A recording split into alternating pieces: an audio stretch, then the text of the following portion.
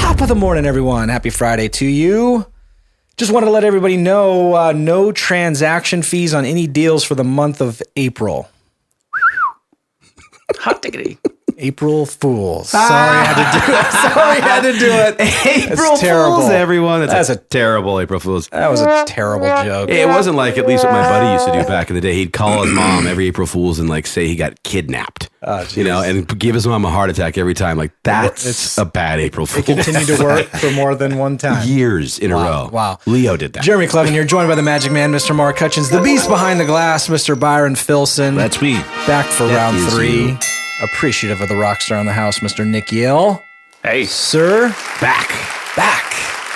Segment 3. Did you think that my joke was pretty horrible?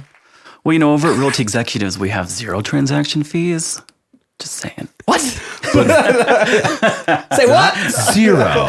There's other fees. They don't call them that. They don't call them trans fees.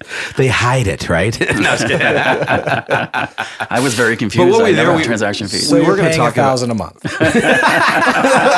Which we'll run that special, guys. If you want to pay $1,000 a month, pay $1,000 a month. No transaction fee. There you go. Nice. That's a true deal. It's a true deal.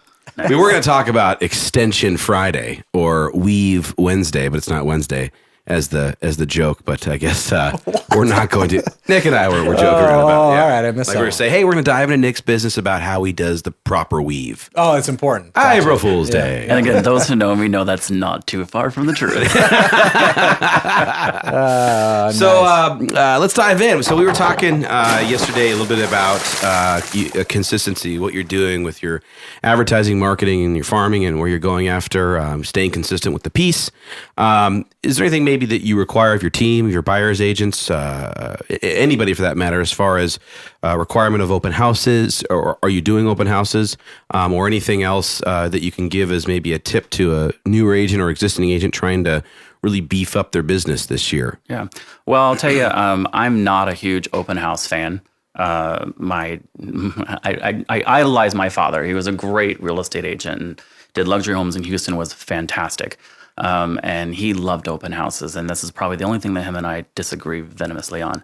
And part of that is because I think it worked really well in the 80s when they were not using the MLS and they had listing books and no photos. And, today we're doing 3D virtual tours and every listing has 50 photos. And so I think open houses are a bit of a bygone era.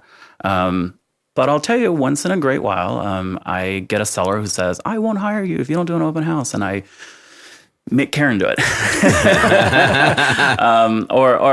But when I do an open house, I will advertise it on Zillow and Trulia and Realtor.com. And MLS too, yeah. And MLS. And I got to tell you, the other day I did an open house and I forgot to do that. And I had 3 people come to my open house. I did an open house the following day at the same house. So you're doing open houses every day, even though you hate them. I'm telling you. It's funny you say it. You can hate it, but it's. Let's talk about this. Yeah. What are you getting any result? I mean, even though you just hate it, I mean, the results coming from it. Are your agents picking up buyers? Are you you got people in the works because of it? Yeah. Well, and that's the thing that you hit the nail on the head. An open house is a fantastic opportunity for an agent to pick up a buyer. And the hope is that it's going to be the buyer for that house. However, it's statistically is just not. Sure. It goes back again to that consistency we were talking about yesterday. The leads that came in on the open house, they went into our system. Yep. And they got an email on day 1. They got a call from Karen on day 2. They got a call from the lender on day 3. So, it's about the consistency. So you have a very systematic process as far as what you do, the process that happens. There's the checklist. It's done every single time. End of story. Yeah. And that's clearly why you're doing over 80 transactions a year and putting the numbers up, is because you're staying consistent with not only your strategies, but also your internal strategies. Correct. Because, I mean, most agents, I mean, you can be a single agent, guys, too. As he's telling this story, I mean, as he's telling you, he's giving you a golden nugget here on what he does to follow up with buyers, whether it be from an open house, from Zillow, online, whatever it is. That process doesn't change. It goes back to him, then it goes to Karen, then it goes to the next person. Systematized, yeah. I mean, you can put these in place. If you have Outlook, you can do it, right? You don't have to buy a big fancy program. Right. If you're a single agent, brand new, doing this, you don't have the money to spend it. Just listen to this 4 or 5 times and follow it. Create a system, stick to it, tweak it as you need.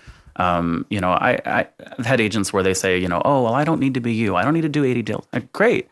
Do 20 deals a year. Do 10 deals a year, and then go sit by the pool. Right. But you don't need to, if you don't have systems in place, then you're always going to be putting out from fire to fire to fire. Yep. Exactly. I'm not a firefighter. I'm a real estate agent. And they're there doing 20 deals a year too, right? Yeah. Right. I thought we were everything. Well, and here's the thing though, is that I firefighters. went from doing consistently 35 or 40 deals a year to doing consistently 75 to 80 deals a year. And What got you there? I really don't work that much more. I'm no longer running around with my hair on fire. So what do you attribute that to? That's a big jump. I know you mentioned the CRM that helped grow your business, but I mean, is there any other, was that like that tipping point? It was, Realty Executives, the company I'm with, they do what's called a summit meeting where they invite their top agents, and it's basically a drunken fest of 30 agents in Mexico. But Sounds delightful. it is delightful, actually. But one of the tidbits that came out of it, I said, how are you guys doing all this business? I said, I'm in the office at 8:00 at night and I'm crying. And they said, you need an assistant, hire a transaction coordinator.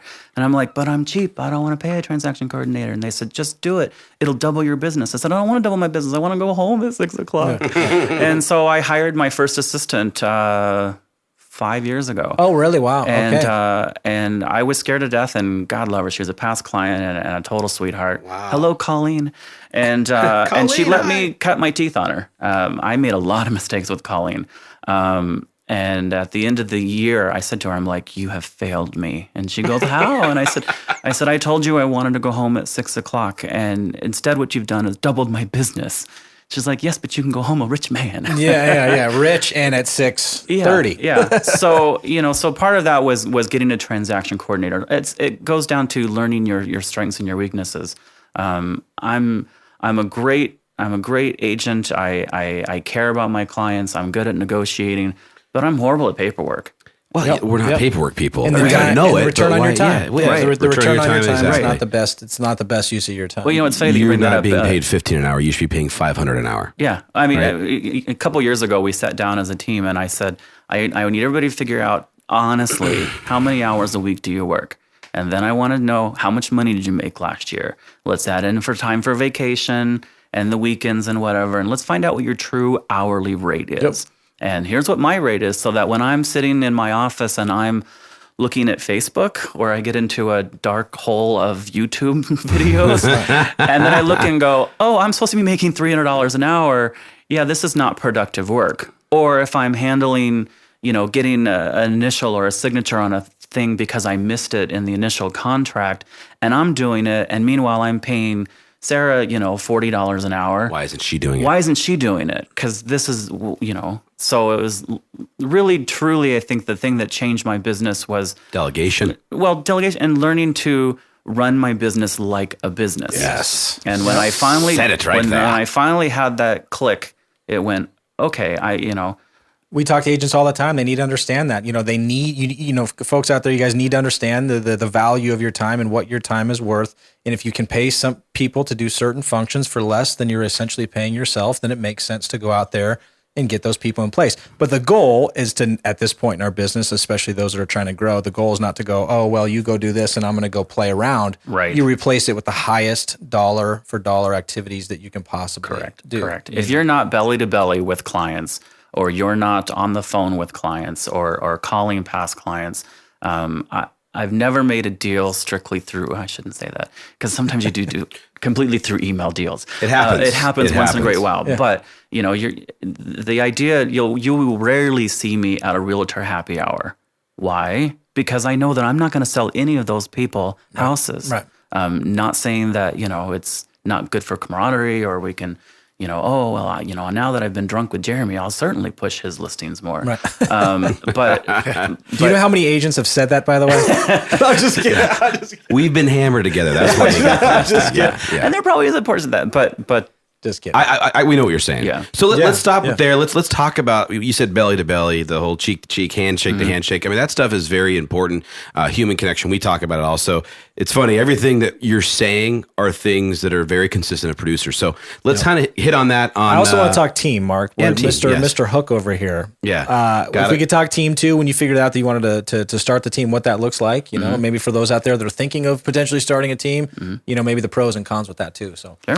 Have a great weekend, guys. Kick butt at the open houses, and we'll see you. Put them on Zillow. Don't forget to put on the MLS. Yeah. Get more traffic. I mean, it's always a good point, though. In all seriousness, too. Anything we're doing, do it with intent, and then how do we, get on multi-channel? One, function. How do we get on 2 or 3 or 4 different channels with that very same function? Right. So, very true.